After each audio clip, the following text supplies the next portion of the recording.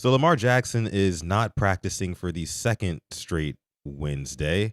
This and so much more on this episode of Quiet Storm Sports.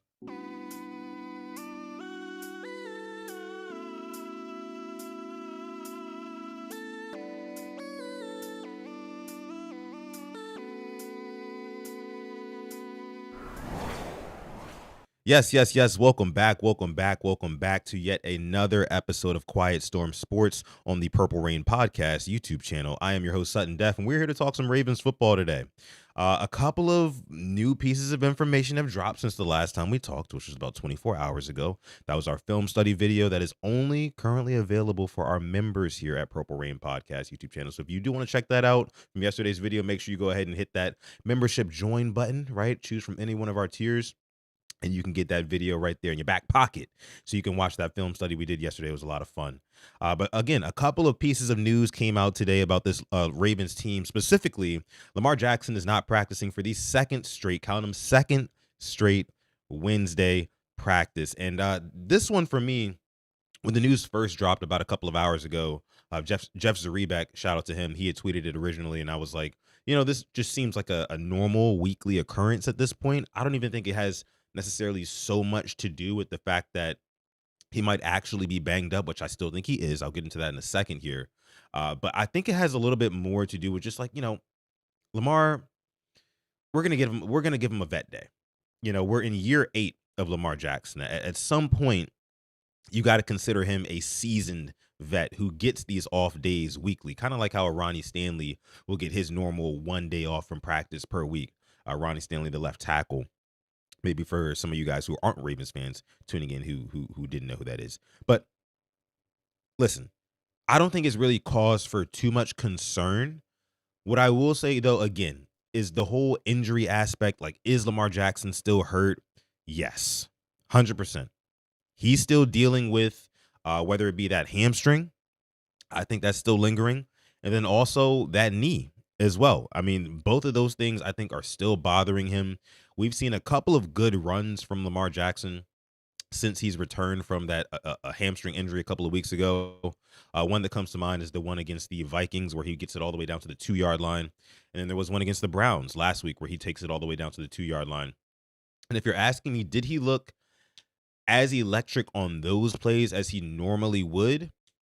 I would say 90% yes on those plays, but it feels like you only get one of those a game. And it's like when you get that big rushing play from Lamar Jackson, and I won't even say 90%. It seems like he's going like maybe like 70 to 80%, right? And you only get that one time a game. You get that effort one time a game from him. Outside of that, he really does not look quite as explosive or as electric as we're used to him seeing or used to him being. And I think that has a lot to do with the nagging injuries for one. He's still going to be able to go out there and play. I don't think there's any sort of doubt about that. National media was going crazy last week when they found out Lamar Jackson was not at practice. I think the temperature has kind of calmed down a little bit, it's cooled down a little bit this week. Now that we know this is the second week in a row, this is okay. This is obviously a trend. We didn't see Lamar Jackson go down with an injury against the Browns, so we're just going to assume that the Ravens and John Harbaugh are giving him another rest day. I do want to get into what John Harbaugh said today at the presser because he just spoke about an hour ago. But we are live again. We are live right now. So those of you guys who are not watching live, you're part of the hashtag replay gang. Shout out to you. Tip my cap to you. My name is Sutton Def, and you are listening to Quiet Storm Sports. If you're listening on YouTube, please, please, please leave a like on this video and also subscribe to the channel as well. We will be taking some live callers on this episode. So if you are watching on YouTube, make sure you scroll down to the description. There's going to be the link to join the show for a couple of minutes. You can give your takes on the Ravens, how you feeling about this Lamar being held out of practice thing, the rest of the injury report, which we'll get into. I also wanted to touch on the whole Marlon Humphrey Victory IG Live thing today too. Lamar Jackson has some words to say about that and a couple more things here on this episode of the show. Let me see what you guys are saying here about the original Lamar stuff. The Stutter Man in the house, was going on, Stutter Man? Says Lamar hasn't looked himself since the Bills, at least at week 1, at least not to me. Yeah, this is one thing that a lot of people were saying, that hit that he took from Ed Oliver hasn't really looked the same since then. He got absolutely decleated, and that's not the last time that happened on the season. It actually happened against the Vikings as well, I wanna say. He's been getting beat up. He's been getting beat up, and, as a year 8 quarterback, he's not necessarily a spring chicken anymore, which does that concern me? Like, if the problem is, right, that if it's not as much that he's hurt and it's more so the fact that he's just getting older, guys, that concerns me, right? And it feels like we did miss out on a window of Lamar Jackson's athleticism. There was a sweet spot, guys. There was a real sweet spot where Lamar Jackson was just as electric running the ball as he was throwing the ball. I think it's kind of flipped now. He's a little bit more electric throwing the football, if I'm being completely honest with you. Has all the arm angles in the world, can make every single throw in the book. I mean, hey, we've seen it, especially with a clean pocket. You see what type of football he can deliver down the field.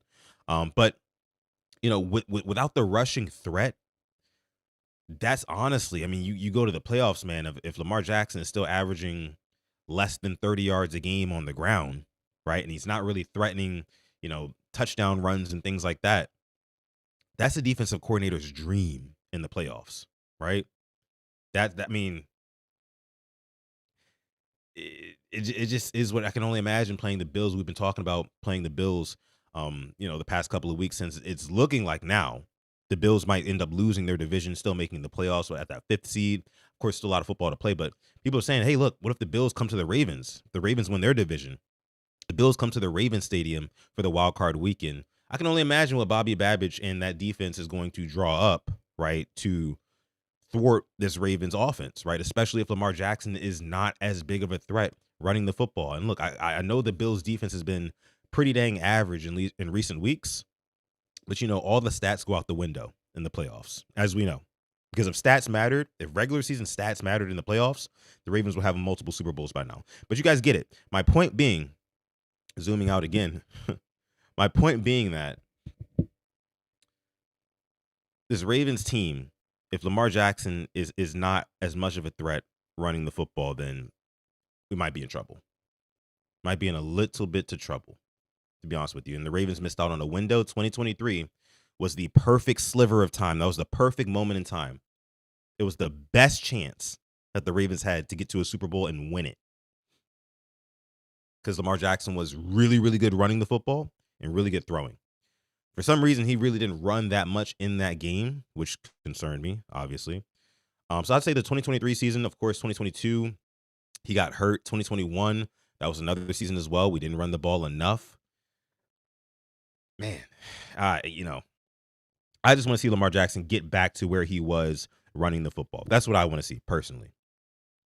I don't want to see the Ravens lose another big playoff game either, Taurus, if I'm being honest with you. But again, John Harbaugh did speak today about Lamar Jackson here. I'll show you a brief little clip on what he said about Lamar Jackson not practicing. Let's take a listen. I get it, but it's just it's the nature of the deal. So, and I know it's Lamar, it's our quarterback. I understand how important it is, and wasn't in his best interest to practice today, and we'll see where we're at tomorrow. One more time. But I get it, but it's just it's the nature of the deal. So, and I know it's Lamar, it's our quarterback. I understand how important it is, and wasn't in his best interest to practice today. It is what it is, says John Harbaugh. It is what it is. It wasn't in Lamar Jackson's best interest to practice today.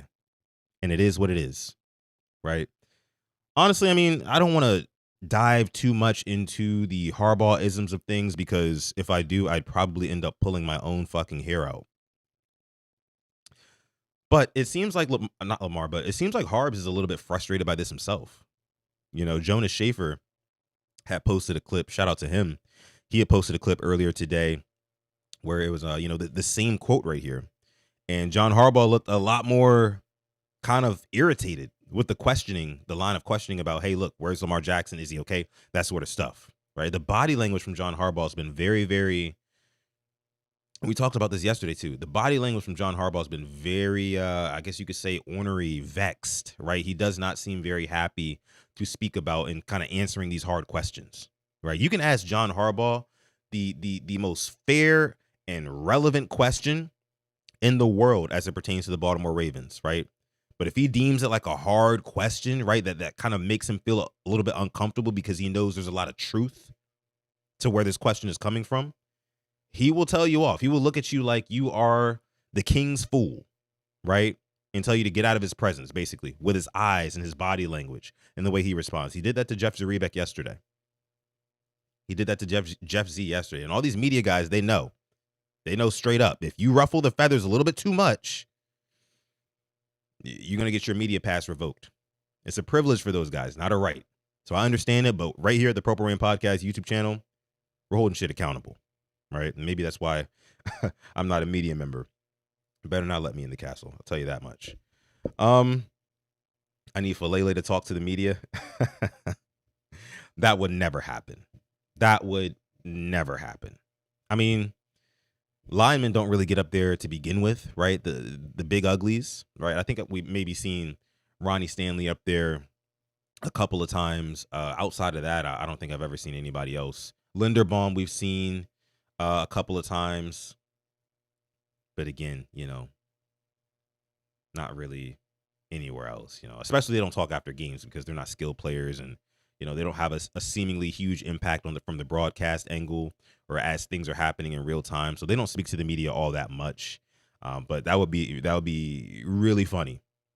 Really, really funny if Daniel Falele spoke to the media. D-Wiz says, and one of our members here, D-Wiz, again, hold on, real quick. Give a round of applause for our members here in the chat. D-Wiz in the chat, Urban Closer in the chat. Appreciate y'all for coming through. Taurus is in the chat. Shout out to our members here at the Purple Rain Podcast YouTube channel. Let me make sure I don't miss any more members. 86 Ghost is in the chat. Gifted a lot of memberships. 86 Ghost did. Love that, man. Appreciate you again. But yeah. See what else you guys are saying. My guy D-Wiz says something. Also giving a shout out to the Rain Gang. It's my guy D-Wiz. Bro just ain't 100%. That's football. That's okay. You're right. He's not 100%, but if he's not 100% in week 11 going into week 12, then I can only really expect him to be less than 100% when the Ravens take, this attempt at their playoff push, right? If they do make the playoffs. Listen, I just, as a Ravens fan who has been a Ravens fan for a long time, multiple decades,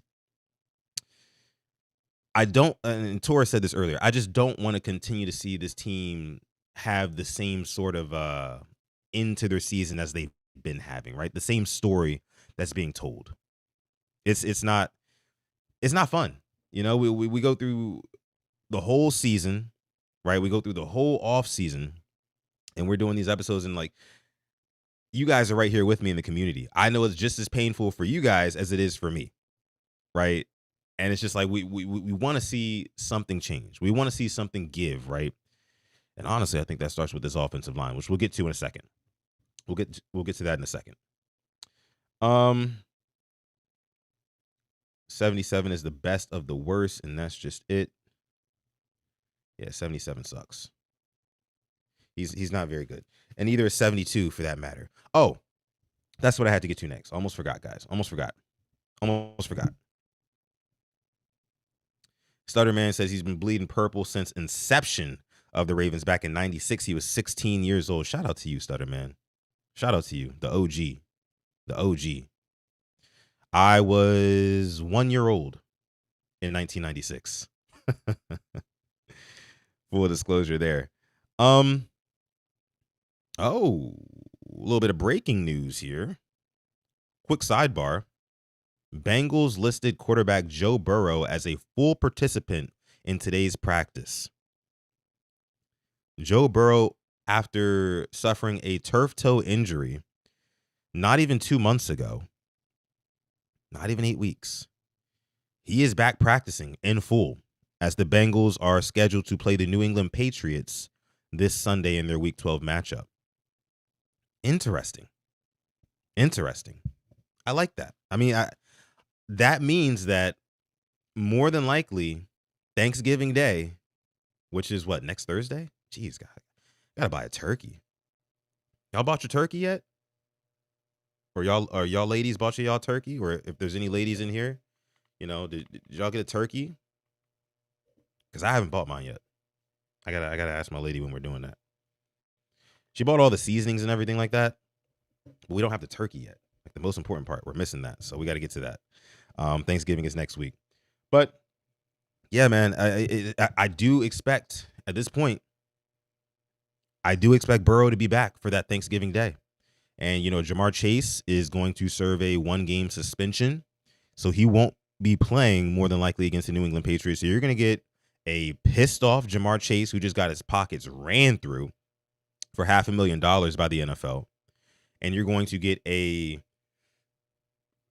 don't want to say rejuvenated, I don't want to say 100% Joe Burrow, because I think he's rushing back this injury a little bit as well. I mean, turf toe injury, upon like first hearing about turf toe, you're kind of like, it kind of strikes you as like, oh, I mean, turf toe, how bad can it really be? I mean, you might be out for what, maybe like a week or so.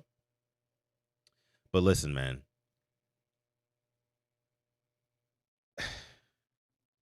when you really think about it, a toe injury is probably one of the worst injuries that you could have playing football.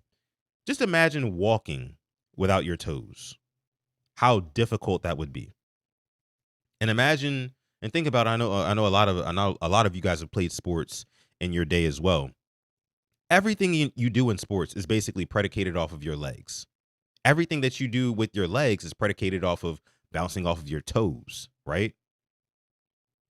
Pushing off of your toes, rather. That's a tough injury to fight through. And it's a tough injury to be back from in what? How long has it been? Maybe 6 weeks? He's way ahead of schedule. He's way ahead of schedule. He was supposed to be out until like mid to late December. I wasn't expecting this guy to be back until like Christmas. I promise you, I'm gonna get to the Ravens, the rest of the Ravens injury report in a second here, because there's some interesting stuff in there. The ligaments get ripped in turf toe. Yeah, I mean, it's not just like it's like it's a very sensitive part of the body, right? So you guys remember when Nnamdi Madubuike went down with the neck injury, and everybody was talking about how, oh, I mean, neck injuries, they're never good because there's just so much going on in the neck, and the neck communicates with the rest of your body, right? It's kind of like the bridge from your head to the rest of your body. So you can't play with that. It's very, very complicated. It's very complex. Same thing with your toes. It may not seem that way on the surface, but I watched one of those type of videos too, Stutter Man. I watched one of those type of videos too, and I learned a whole lot on just how complex the toe is. So the fact that Joe Burrow is coming back this early, it concerns me for him. It does not concern me as a Ravens fan, but it concerns me for him. The last thing I would want to see, because I just want to see good ball. At the end of the day, I'm a football fan. I want Joe Burrow to be healthy and playing in this league.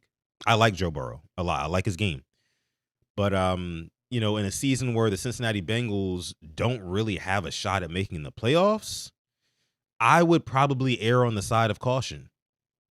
I would err on the side of caution if I was the Cincinnati Bengals. If I was Joe Burrow, I'd be taking it slow. I'd be taking it nice and slow.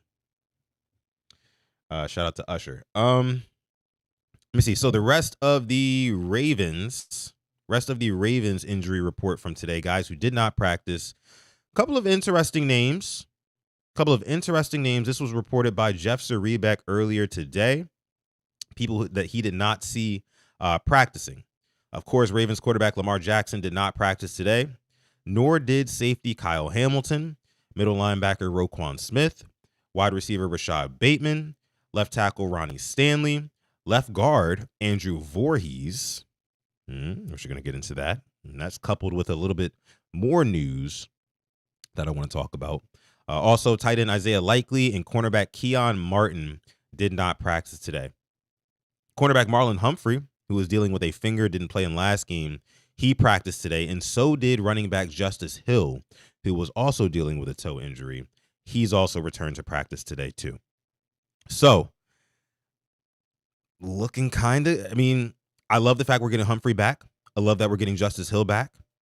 Roquan being out, Kyle Hamilton being out, and Ronnie Stanley being out doesn't concern me. at all. I think that those are largely vet days until we hear otherwise. Isaiah Likely being out kind of surprises me. I don't think he left the game with an injury designation. I'd have to check on that, or if one of you guys know better than me, throw it down below in the chat. And also, be sure to like this video, guys, if you're watching on YouTube. I appreciate that. This is Quiet Storm Sports. Again, leave a sub, too, if you're enjoying the content. But then Keon Martin, he actually did not leave with the team. He didn't travel with the team home from Cleveland to Baltimore because he was dealing with, I think they said it was like a chest injury or something like that. He ended up going to Cleveland Hospital or something, and they did a bunch of tests. Everything came back negative. He flew back the next day. So I think he's good. I think they're just, again, erring on the side of caution with him. I do expect Keon Martin to suit up for Sunday against the Jets. But then outside of those names that I just named, again, also not worried about Lamar Jackson not practicing. Is he probably still dealing with an injury? Yes. But I'm not mad that he's not practicing. I'm not, I'm not flustered by Lamar not practicing today. But the one name on this list, left guard Andrew Voorhees. Andrew Voorhees did not practice today. I don't know why. They haven't given us an update on that just yet. Oh, as a matter of fact, it just dropped. It just dropped, guys. It just dropped.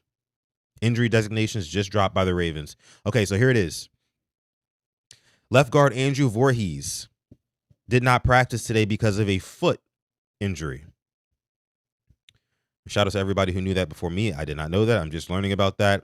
Keon Martin had a rib injury, so maybe it was a rib, not the chest. Roquan Smith with a hamstring. Ronnie Stanley with an illness. Isaiah Likely with a calf. That's not good, especially considering I believe it was the calf that he was dealing with to start the season. So that's not good. No, it was his foot. It was Isaiah Likely's foot. It was Ricard's calf. I'm sorry. Lamar Jackson is on the injury report with an ankle injury. So last week it was knee soreness. This week it's an ankle, and there's still kind of like that, that looming hamstring. So Lamar's legs are all fucked up. Let's just start there. Lamar's legs are all fucked up. And I know I just said 2 minutes ago that I'm not worried about him practicing or him not practicing because it's probably a rest day. But now I'm a little bit more concerned. Why? I think that this only really means that you're going to see less of Lamar Jackson running.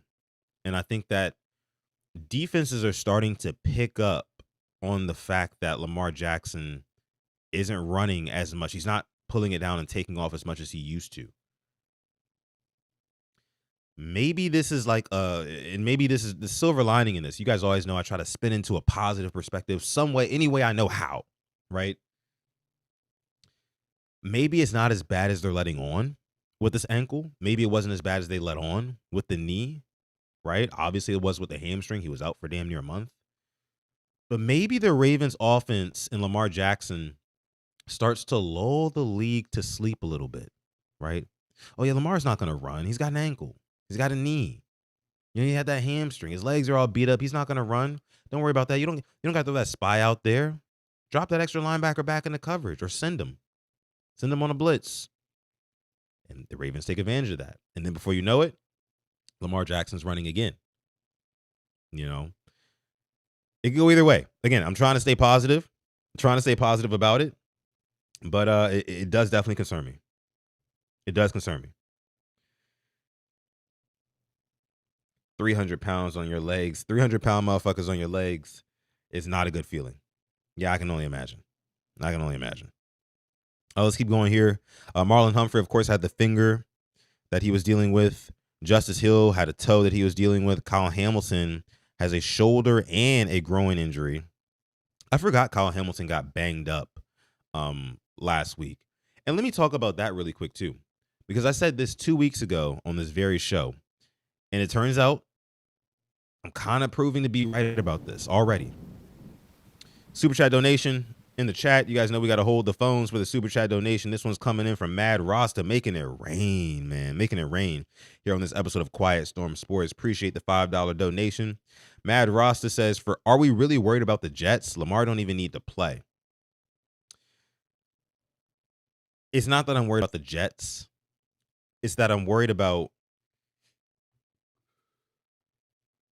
the margin for error on this season and where the Ravens are at right now.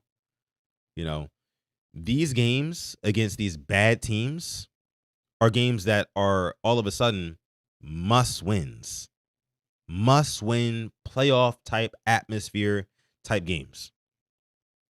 Can't afford to lose the ones that you are supposed to win, because the Ravens may not be favored against the Patriots. They may not be favored against the Green Bay Packers. They may not be favored against the Steelers on the road in Week 18.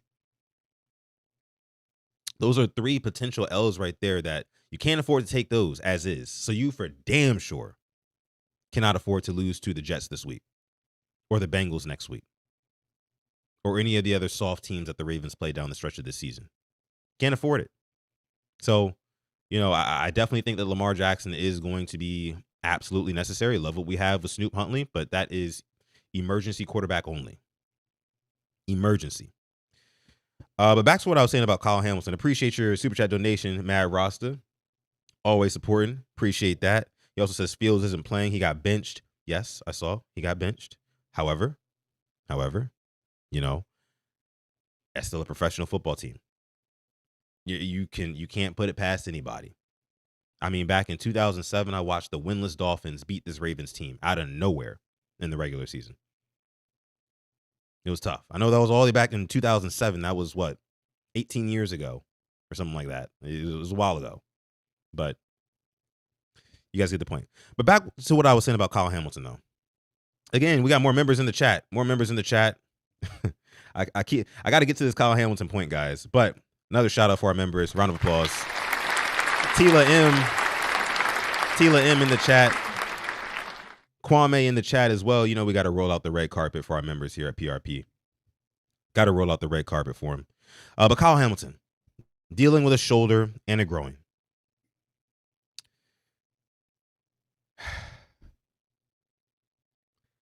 I said this 2 weeks ago, that while playing Kyle Hamilton in the box and having him mix it up and be this jack of all trades, right?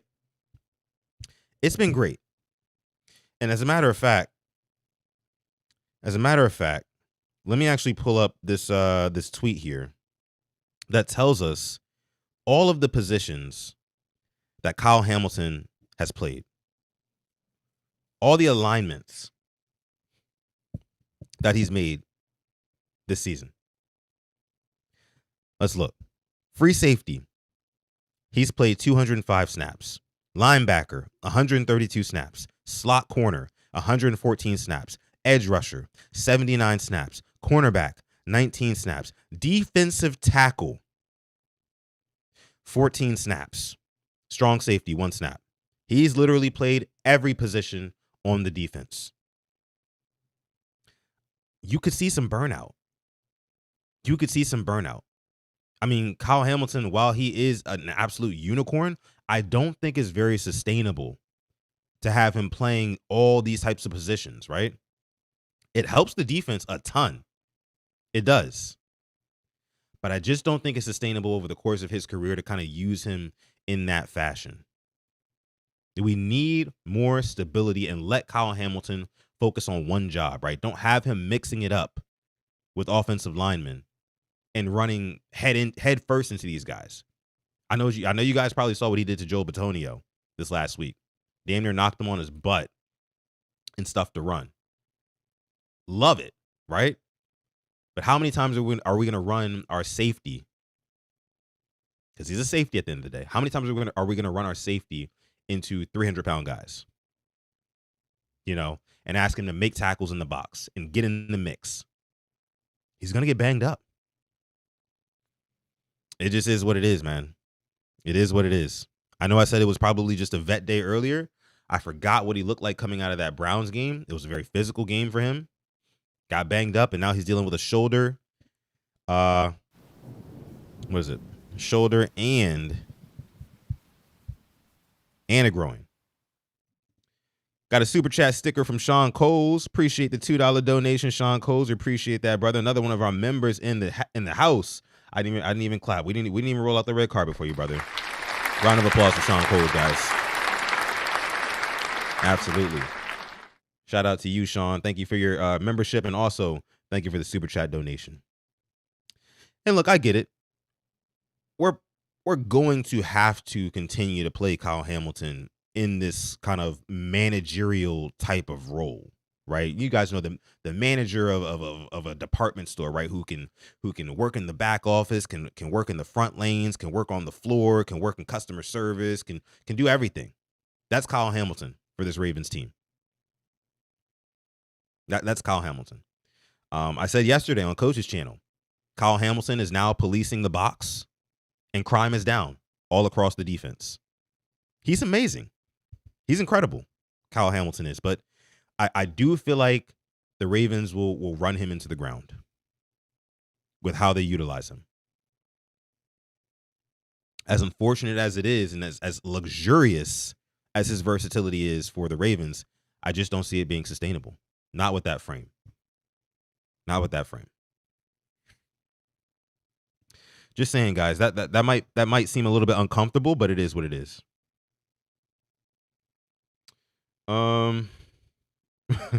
Matt Rosser says Kyle needs to stretch because he's gonna have that same workload. You're right. But being a crash out though, eventually you go out. You know what I'm saying? Just saying. Let me see what else we got here. So we talked a little bit earlier. Again, I was talking about Andrew Voorhees, and that's when I started going through the entire injury report because the Ravens just dropped that while I was on live. But going back to left guard Andrew Voorhees, and going back to the conversation we had yesterday, right, guys? Where John Harbaugh said that he sees progress in the offensive line. And he thinks that we have the best 5 guys out there, and that those 5 guys are playing pretty damn good football.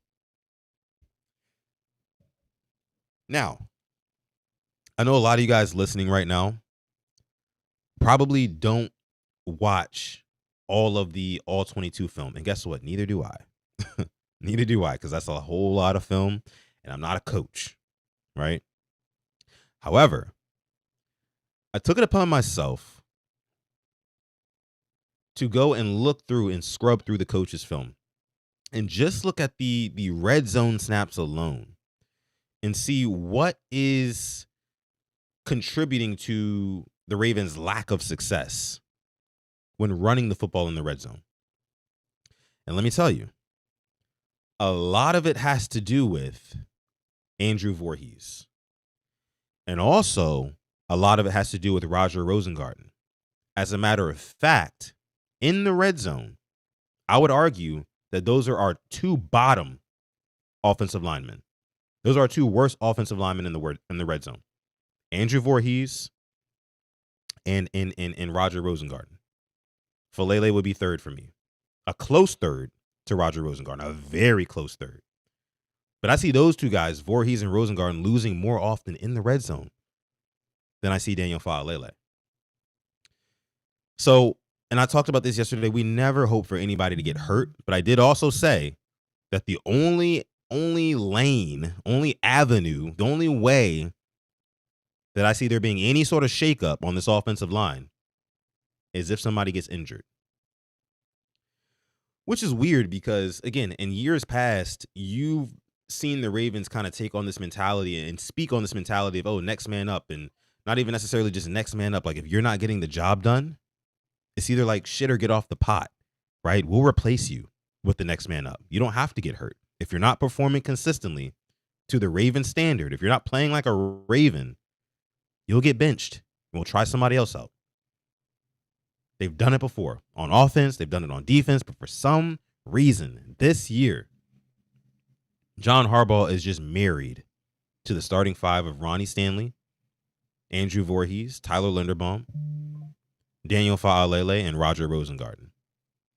And I know some of those guys are staples. However, they're not performing. It's mainly the guards. Mainly the guards. And I'm not letting 70 Roger Rosengarten off the hook either. But the interior of that offensive line, especially when Derrick Henry's trying to run between the tackles, because when you're trying to run between the tackles, you are heavily relying on your guards to get a push and move guys off of the line of scrimmage. Move them positively off of the line of scrimmage. Not get pushed back negatively into the backfield where Derrick Henry has to end up, checking his feet and jump cutting. Derrick Henry is very, very jumpy in the backfield right now. Extremely jumpy. And that only happens when he doesn't have confidence to run through the A gap or his B gap. He doesn't. He's checking his feet damn near as soon as Lamar Jackson hands him the football. And that only happens, again, if you don't trust what your guards are doing up front. If you don't trust your guard to beat their team's defensive tackle. You don't trust it. He doesn't trust it. Lamar Jackson doesn't trust it. Keaton Mitchell just don't even know any better. He's just happy to get in the game, getting four carries a game. He gets in the game. He's just like, I don't give a fuck if you guys aren't going to block for me. I'm going to bump it to the outside. I'm going to get these yards. I'm going to make the most out of my opportunities. That's what he does, Keaton Mitchell. But Henry and Lamar, you can tell that there's definitely a lack of trust between them and the offensive line. So I say all that to say, if Andrew Voorhees is legitimately hurt, which I don't hope he is, obviously, but take a little rest day. I wouldn't mind. Take a little rest week, Andrew Voorhees, and throw Emory Jones in there. Now, Emory Jones, Ravens' 3rd-round pick from this past draft class, just came back to practice, maybe 3 weeks ago. He's eligible to play. He's eligible to play. And as a matter of fact, John Harbaugh was asked about Emory Jones earlier today. And he said, and I quote, Emory Jones is making excellent progress, and he's getting pretty close to being ready to play. Now, you guys know how the Harbaughisms go just as well as I do. That could very much mean that Emory Jones is basically shut down for the season. If nobody else gets hurt across this offensive line, do not expect to see Emory Jones until preseason next year. I mean, what else you guys want me to say? I would love to see him. I would love to see Emory Jones get a snap, get a chance, right? But as of right now, again, if nobody gets hurt, and if all those guys are available to play each and every Sunday, and they're relatively healthy, you will not see Emory Jones. And I'm not saying that a rookie guard or / tackle will come in and absolutely save the day for this offensive line, but it might. And at this point, that is the only thing. Imagine if the Ravens never made the move with Kyle Hamilton last year or this year. Imagine if they never made that adjustment, right? If they never made that adjustment, then the defense will be in the exact same boat as they were the first, 5-6 weeks of the season. They'd be in the exact same boat. But the only remaining issue, of course, there's other little issues here and there on the team, but the biggest remaining issue on this Ravens team, period, is the O-line. So the fact that this Ravens coaching staff doesn't see the need to take a change there, to make a change there, it's I don't know what to call it, guys. I can't say that it's like, I don't know what to call it. It's just, we use this word a lot, but it is malpractice. Because why are you willing to make adjustments here to make the team better? And you were successful on the defensive side, but we see the problems over here on the offense. So, hey, go fix those too, just like you made a change on the defense. But they're like, no. I don't know why. I couldn't tell you. I really couldn't. But I do want to see. I do want to see our starting guards look like rookies anyway. Yeah, I do. You're right. I do want to see Emory Jones in there at some point, though. I want to see, a big mauling, mean, nasty right guard or left guard in there, pushing guys off the line of scrimmage, displacing guys. That I would love to see it. As strong as Andrew Voorhees is supposed to be, it seems like he just misses way too often on guys. As big as Daniel Faalele is, his feet aren't quick enough to do a lot of the things that this offense asks him to do. Roger Rosengarten, as much as he was, showing promise last year, I think he's greatly regressed, especially in the strength department. I mean, Myles Garrett, albeit it's Myles Garrett, toss Roger Rosengarten with one hand, put him on the ground with one hand, just disposed of him. I don't care if it's Myles Garrett.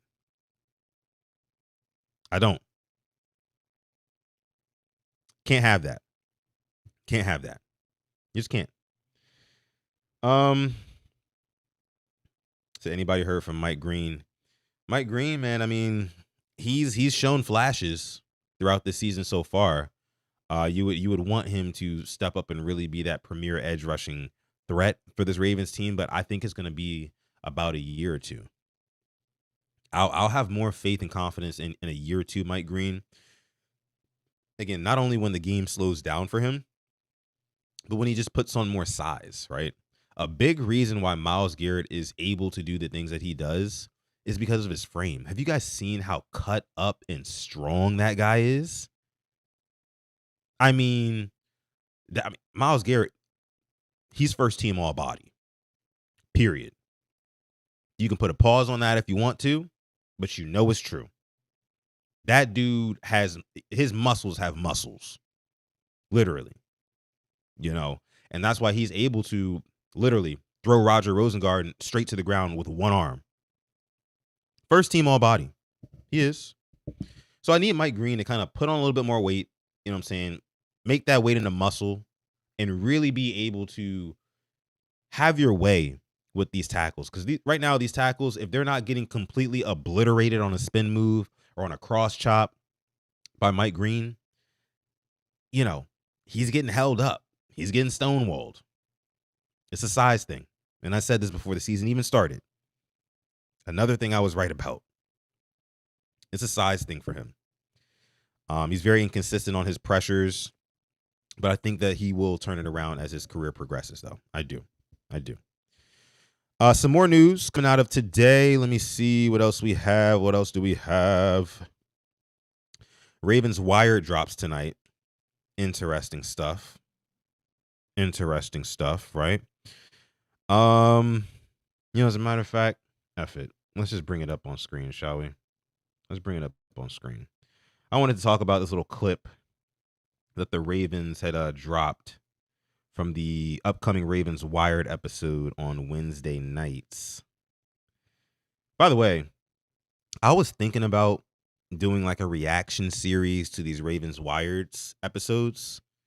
I don't know how you guys feel about that, but if it's something that you'd be interested in seeing from me, just kind of going through a live stream with you guys and watching this Ravens Wired and reacting to, because there's some interesting stuff that you get from these players and their personalities and all that. Let me know if you guys would like something like that. As a matter of fact, drop a like on the video and leave a comment down below if you would like some content like that from me, for sure. Jeff Z said Lamar has an ankle injury. Yeah, we just went through that. His legs are pretty beat up, and I was saying before, guys, maybe just maybe we will see. And hold on really quick. Maybe just maybe we'll see the Ravens kind of lull the league to sleep and not really run Lamar Jackson quite as much. And then right when you're not expecting it, that's when we club you over the head with it again. That's when we start clubbing you over the head with it again. That's what I want to see. Right? That's what I want to see. So let me go ahead and screen share this with you guys. Put this on the screen. All right. But the clip that I wanted to bring up was about Zay Flowers, man. Zay Flowers, he has been on my, I guess you could call it a shit list recently. And it's not because I have any sort of hate for Zay Flowers. I don't. However, his game recently has irritated me, to say the least, right? I was expecting this year to be a much bigger year for Zay Flowers. You know, he didn't get to play in the playoffs last year. I was expecting him to go full scorched earth. He said the things about, oh, I'm running straight this year. All that good stuff. All that good stuff. But one touchdown on the year so far. He's well on his way to 1,000 yards. He's got 700 and some change right now. He's going to get 1,000 yards on the season. I believe that. But, you know. Yeah, so he going to catch. I got to cut back every time I'm about to go in. Hey. Play this. Because I want you guys to watch this whole clip. I want you guys to watch that whole clip. But, yeah. It just, for me, I don't really see the high ceiling that a lot of people see with Zay Flowers. Because with Zay Flowers, you're pretty much guaranteed to get a stat line of between 2 to 5 catches and 50 to 70 yards. That's it. No touchdowns. 2 to 5 catches, 50 to 70 yards. That's a typical Zay Flowers game. And you don't really get much more than that. And it's like you could say, well, you know, 50 to 70 yards a game. He's got 700 yards right now. He's well on his way to 1,000. Looks like wide receiver numbers to me, Sutton, right? But I can only consider you but so much of a wide receiver one if you're not scoring touchdowns. I can only consider you a wide receiver one so much if you do not score touchdowns. If you don't put 6 on the board. Let me see here. Hopefully you guys can hear the audio. I think I shared the audio from it as well. Let me see. Let's make sure.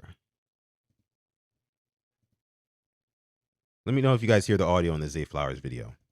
Bro, every time I'm trying to score, I got to cut back. He already running. Yeah. So he going to catch. I got to cut back every time I'm about to go in. Hey, that's because Florida don't have enough heels. Florida ain't got enough heels out there. Bro, You know? bro, I catch the ball. I got to cut. I always got to make somebody miss. just go super fast and go. I got to make Or somebody you could down. just go 40 super yards, fast and go. I catch it. Boom. I say, oh, I got one. Come here. Are you not I fast? say, oh. Are you not Bro. Are fast? you not fast? Are you not fast? Have you ever had to make somebody miss and keep running? No. Exactly. Hey, put that on there. Exactly. Have you ever had to make somebody Bro. miss keep running? It's a Are difference. you not fast? Bro, Zay Flowers' face, when whoever this was, I'm not exactly sure who this was talking to him, when he said, "Are you not fast?" But Zay Flowers looked blown. He looked like he's been hearing all of the talk. He's been hearing all of the talk about how he don't, you know what I'm saying, how he cuts back all this, all you know, too much, and he needs to run straight. So he wanted to set the record straight. He even told the camera guy, he was like, hey, look, get this on the camera, right? Have you ever had to, you know what I'm saying, make somebody miss and then like basically get back to top speed? And dude said no. He's like, exactly. And it's like, but I've watched T. Higgins, the Bengals wide receiver 2, which a lot of people would consider him a wide receiver 1. I certainly think he'd be wide receiver 1 in Baltimore. But I've seen guys like T. Higgins, right, literally catch the ball, have a bad angle, right? Like the defenders can converge on him, but he takes one lane, sticks to it, runs hard, was willing to run through an arm tackle or two to get to where he needs to be, which is the end zone, you know? And I get it. T. Higgins is a bigger receiver than Zay Flowers, but that's part of my gripe, man. When we drafted Zay Flowers, I was like, okay, well, this is Hollywood 2.0. And you guys let me know, because everybody told me I was tripping at the time. Oh, Zay Flowers ain't Hollywood 2.0. He's way better, yada, yada, yada. In 2025, I mean, you could say, yeah, Zay Flowers is better than Hollywood Brown. But like I asked you guys yesterday, what career-defining moments do we have from Zay Flowers where we can really point to and be like, yeah, that's our bona fide one? You really don't. In terms of impact, who has had more of an impact on the Baltimore Ravens at the wide receiver position? Marquise Hollywood Brown or Zay Flowers? That might be an uncomfortable question for a lot of you. That might be an uncomfortable question for a lot of you guys. And again, Zay Flowers is going to be in line to get paid $20 million plus. The Ravens are going to have some uncomfortable conversations about whether or not they want to pay Zay Flowers. Because if you're going to be getting paid like top 10 wide receiver money, I would at least want you, Zay Flowers. I would at least want you to be a top 3 wide receiver in your draft class. Like in hindsight, you were drafted in 2023. You're not a top 3 wide receiver from that draft class, right? Puka Nacua is better. Jackson Smith and Jigba is better. I could say Rashee Rice is better. You know, thank God Tank Dell got injured. Not thank God, but like, you guys get what I'm saying. Or else he might be, because he looked like that boy too when he's healthy. And there's a couple of other names on that list that you could probably have a conversation about. But that's the reality of things, guys. I think Zay Flowers has a very clear ceiling. Again, 2 to 5 catches a game, 50 to 70 yards per game. Maybe we start to see Zay Flowers open up a little bit more. Maybe we can start to unlock his potential a little bit more if the offensive line can get things together. And maybe we can start seeing more deep shots to Zay, because that's the only way you're going to get Zay Flowers to score is if you throw it over the top of the defense and he's got nobody in front of him, or if you just give it to him in the end zone. If you throw the ball directly into the end zone and Zay Flowers is there, he catches it, touchdown. That's the only ways that Zay Flowers is going to score. There is no catch the ball in the open field, step on the gas, take one angle, terrify the DBs, force them to take an angle, and you just run by them in a track race. There is none of that. We saw that maybe one time against the Denver Broncos where he scored on a play like that. I'm just saying. I might be crazy, y'all. I might be crazy. Y'all let me know down below. Let me know down below in the comments. What y'all think about Zay Flowers. Let me see. Travinci says, what do you say? Bro, he had 3 catches for 78 yards. LOL, it's a volume issue. Sure. I'll believe it when I see it, man. I'll believe it when I see it, because I definitely feel like Zay Flowers has left touchdowns on the board. If you don't think that Zay Flowers has left touchdowns on the board, might not be watching the games. And that's all I'm saying. From a first-round pick who's going to want to get paid like a top 10 receiver, I want to see you get 6. That's all.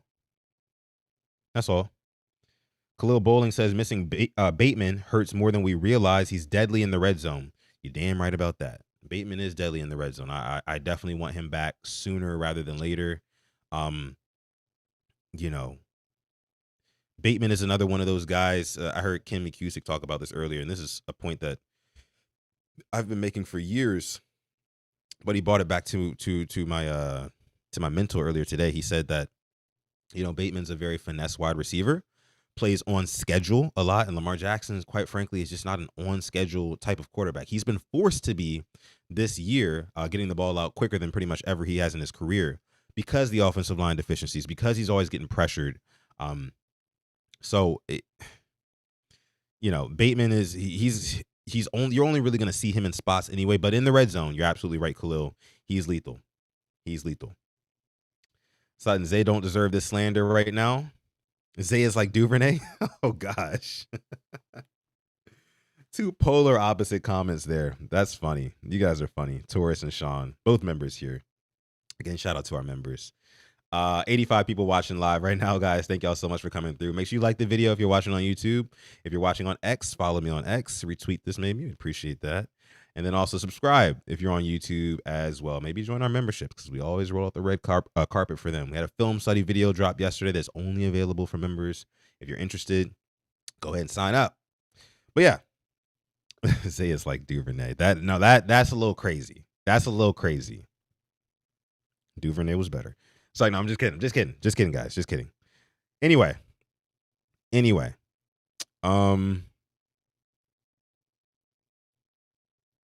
This kind of talk is going to help sabotage Bro to walk, be traded, etc. SMH, work with what you've got. Sure. I mean, one day, guys, and hopefully you guys rock out with us on this channel when that day comes. One day the Ravens are going to have a legitimate bona fide wide receiver who can literally change a game on his own, you know, in the ways that like a Jamar Chase has done in the past, in the ways that like a Justin Jefferson or an AJ Brown has done in the past, in the ways that like an Anquan Bolden did for the Ravens in the past. Just don't know if Zay is that guy. That's all. It's really nothing. You feel me? Like it's nothing. Again, I'm not trying to shit on Zay Flowers. I want him to do well. If anything, if he sees this, I want him to be like, bet. I'm gonna remember what that guy Sutton said. And I'm gonna go out, take the absolute top off the defense. I'm going for 2 touchdowns today and 100+ yards. Give me a performance like that, and I'll be back on the Zay train. I'll be right there with y'all. Sip to Sally Films. What's going on, Coach? Appreciate you for coming through, Coach. As always, as we got 77 and 72. Yeah, I talked about them earlier, bro. I was saying that with Andrew Voorhees, number 72, with him being hurt right now, which I think they said he had a foot. Is it a foot, right? Or is it the ankle? I'm getting it mixed up. Either way, if he can't go, I like Emory Jones in that spot or somebody. Just plug him out. If it has to be Ben Cleveland since he has seniority, sure. Somebody. Or just Corey Book. I don't care. We just got to try something different. Because, again, in the red zone, Andrew Voorhees losing against his assignment in the red zone is killing the run game. There's been touchdowns left on the board due to Andrew Voorhees as well in the red zone. Okay. Let me bring this up as well. So we're done with Zay Flowers. That was fun, though. That was fun. Not gonna lie. I mean, I meant to talk about Zay Flowers yesterday on Coach's channel. I just never got around to it. Or we never got around to it, really. But there you go. So let's go ahead and shift gears here. Go into my Purple Rain podcast stuff folder that I have on Twitter. Shout out to X, man. Twitter has come a long way. I know it's in Elon's hands now, but I like some of the new features they got going on. Maybe I just don't like that it's in Elon's hands, you know, the propaganda he can push and all that good stuff. Let me see. Where was it? I wanted to talk about this. Oh, yeah. Tavius Robinson and Ardarius Washington. John Harbaugh said today that they are getting close, right? They're doing well. They're getting close to returning. That's also encouraging, knowing that you're going to have more depth at the safety position. Ardarius Washington was a big part of why the Ravens secondary last year had made that 180.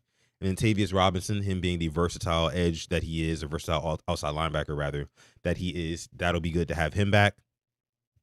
All right, let me see here.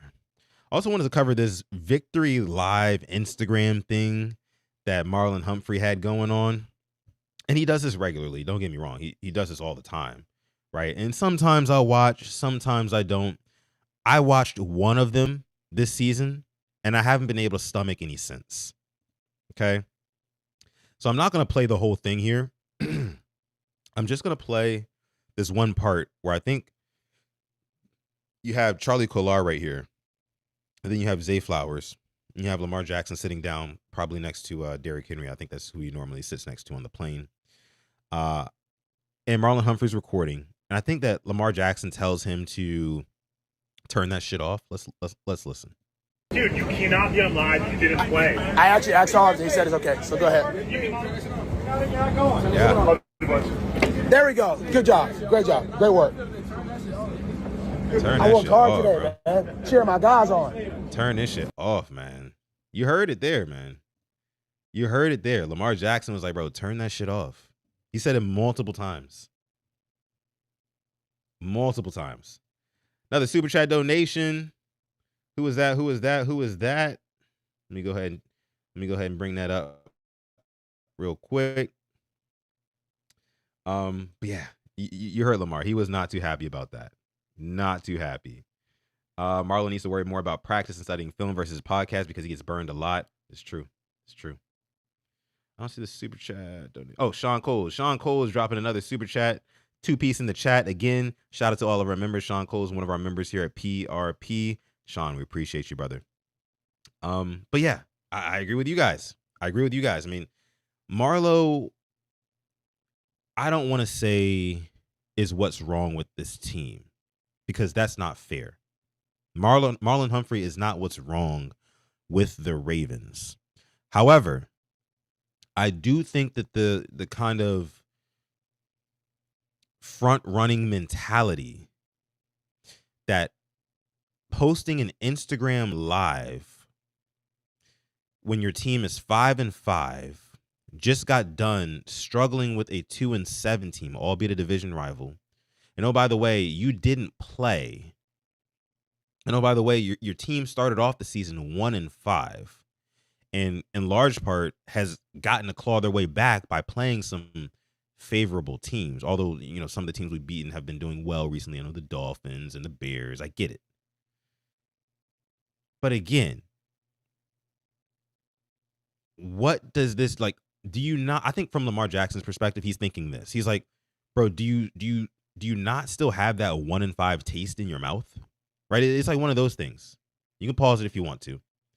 But for me, I would still be a little bit salty and still feel like there's a chip on the shoulder, right? If the team started off 1-5 and we're just now getting to 500 in week 11 of the season. Last time Ravens were 500 was week 2 after they beat the Browns in the first matchup.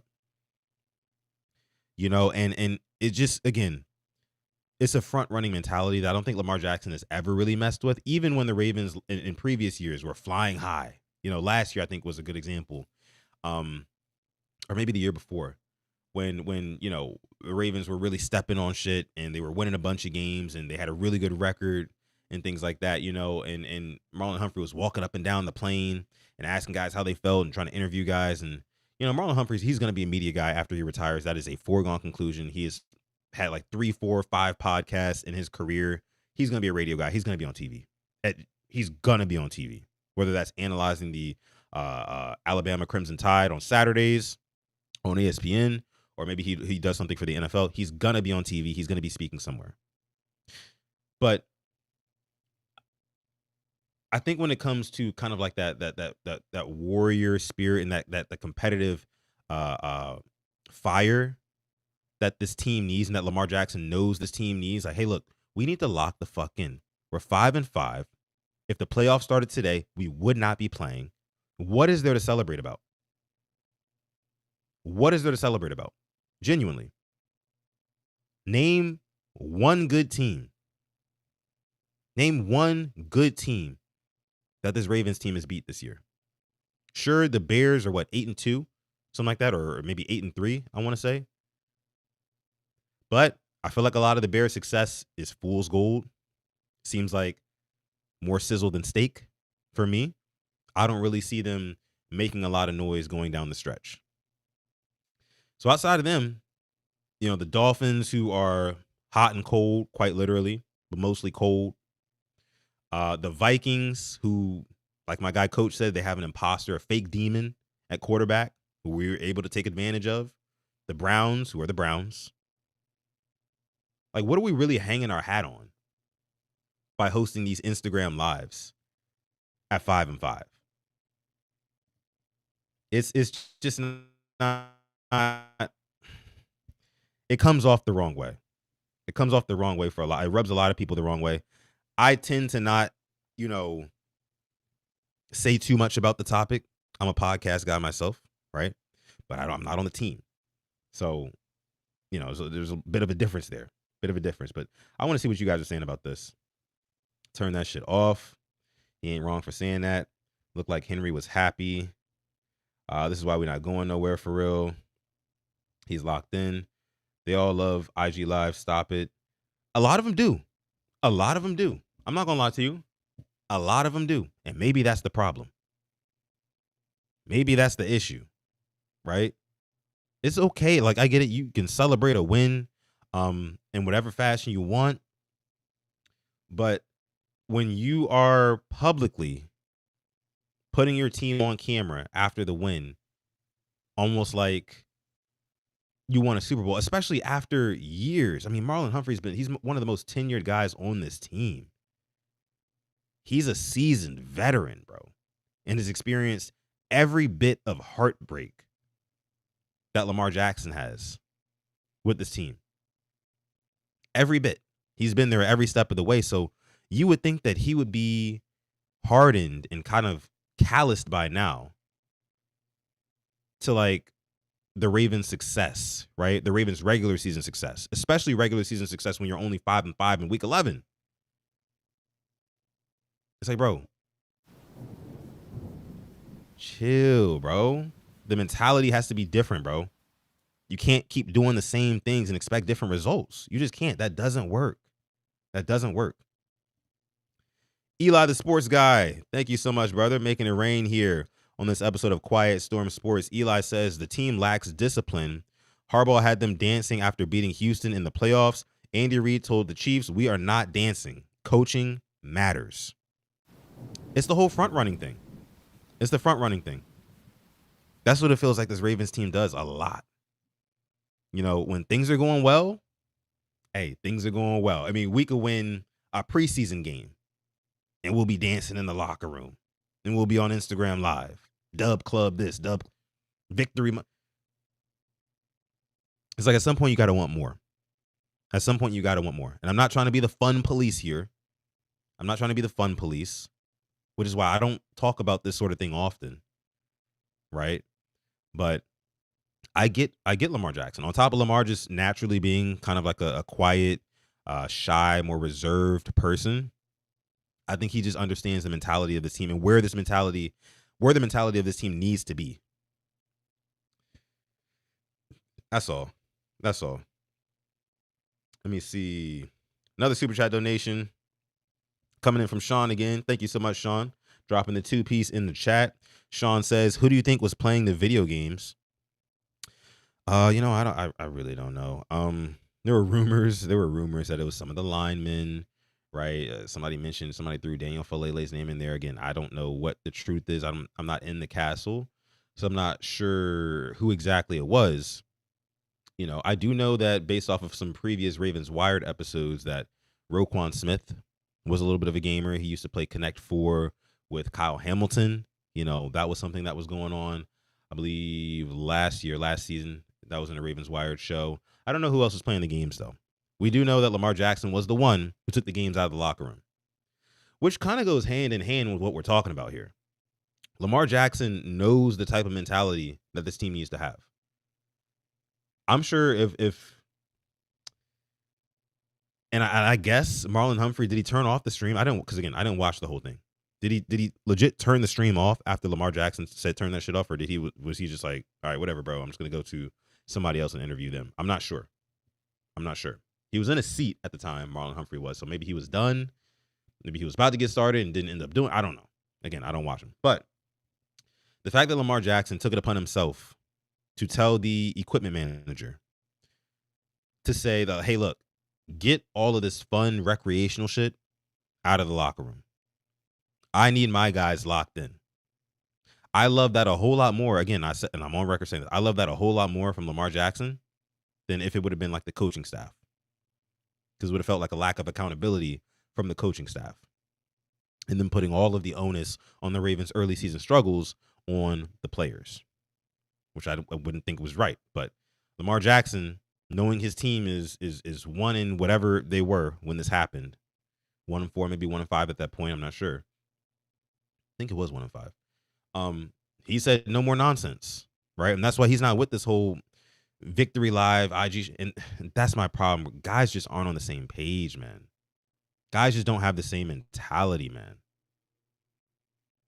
And I'm not saying that Marlon Humphrey doesn't work hard. I'm sure he's a first in and last out type of guy, But when you're a veteran in that locker room and you're a leader, right? You've been here longer than damn near anybody else, not named Mark Andrews and maybe a couple other guys.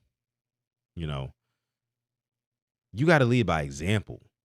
We're not celebrating every single. We're not going to celebrate every single win like it's our last. You know what I mean? You got to lock in. You got to have that focus. Jeez, man. Jeez Louise. Crazy stuff. Isaiah likely played the games too.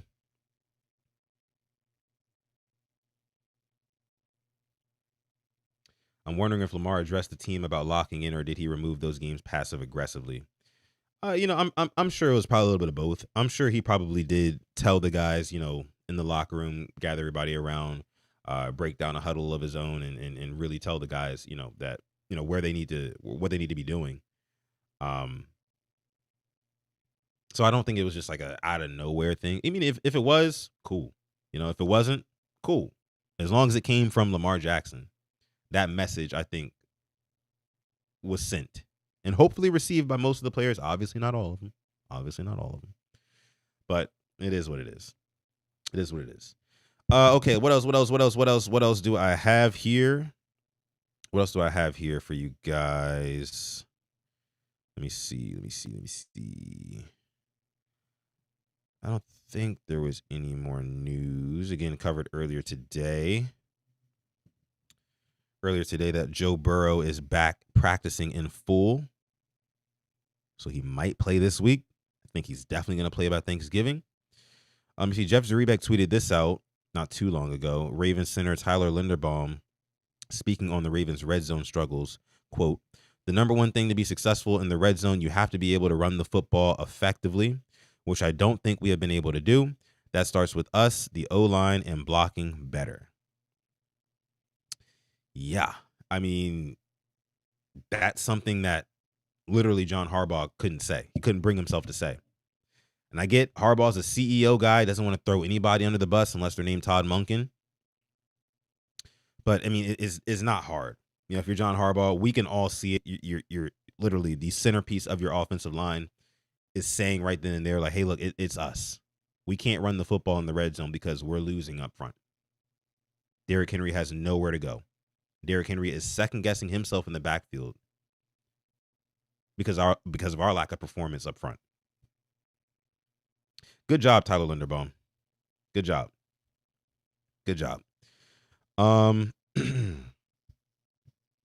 Yeah, I think that about covers it, guys. So I'm going to go ahead and end the stream here. Again, I appreciate each and every one of you guys for coming through. Before you get out of here, please like the video if you enjoyed the content. Subscribe as well if you enjoyed the content. I appreciate that. If you're watching on X, shout out to you. Give me a follow on X. We do go live damn near daily here. The Purple Rain Podcast YouTube channel. This is the Quiet Storm Sports Show on PRP. So again, follow me on Instagram or Twitter at Sutton Def. I love each and every one of you guys. Always, again, shout out to our members. Another round of applause to end it off for our members.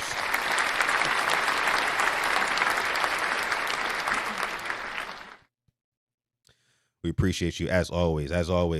But yeah, guys, always, if you have anything else you want to put in the chat, if you have anything else that you got to get off your chest, put it down below in the comments section. I do want to respond to you guys' comments. I know I don't catch everything during the live chat. It's mainly just the super chats and a couple of one-offs here. But if you have anything else to say, leave it down below in the comment section. Again, love you guys. If you're part of the hashtag replay gang, love you too.